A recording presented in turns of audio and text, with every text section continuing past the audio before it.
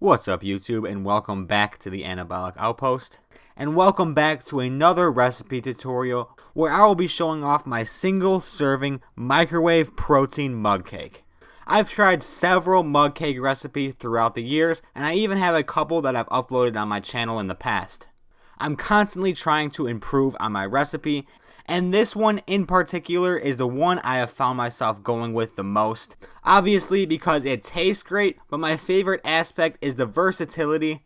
Unlike my recipes in the past, which were just chocolate or vanilla, you could use any flavored protein powder for this recipe. Whatever you choose will be the flavor makeup of your cake, as really all the other ingredients are pretty neutral in flavor. And speaking of the ingredients, let me get to running through them. Starting off with the protein powder, like I mentioned, you could literally use any flavor. I'm going with cake pop today. All-purpose flour. Your milk of choice, I'm using fat-free. Unsweetened applesauce. Fat-free Greek yogurt. Xanthan gum. And lastly, we got baking powder.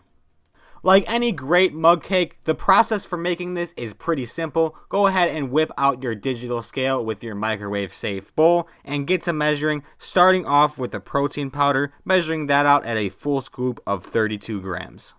I'm then adding 30 grams of flour, 2 grams of baking powder.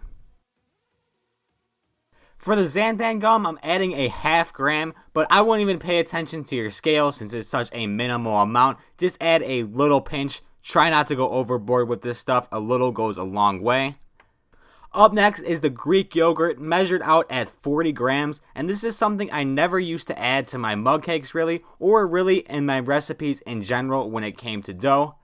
But when making these anabolic recipes, Greek yogurt is surprisingly a great tool when making some sort of batter or dough. Such as combining Greek yogurt and flour makes a great substitution for butter in my opinion. I've also got 40 grams of unsweetened applesauce going in now, and just like Greek yogurt, pretty slept on for the same reasons. And lastly, got 60 grams of milk. And big surprise here, once you got the ingredients in, you could get to mixing.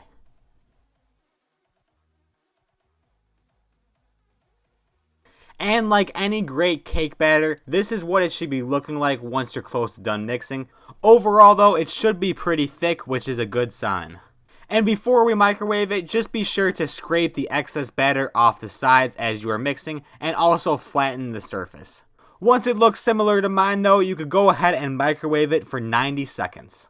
The time you microwave it though is going to depend on what sort of consistency you want it. I say 90 seconds, but this is what it looks like after 90 seconds in the microwave, and that's exactly what I'm shooting for. Obviously, we all know that sometimes protein cakes can tend to be a little bit on the drier side. If you do want it fully cooked through though, I would recommend 2 to 2.5 minutes. And from there though, you're pretty much done. Go ahead and add whatever toppings you'd like. I'm going with some fat-free whipped cream and also some sprinkles on top for the thumbnail aesthetics. And also rush to take that thumbnail photo because as you can see, the whipped cream is fastly melting. And there you have it, a pretty short video overall, but I do like to make these videos as this is a crucial recipe to have in your rotation.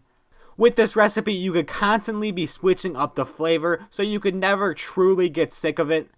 And I'm also bold enough to make the claim that this is going to be the best tasting mug cake you've ever made.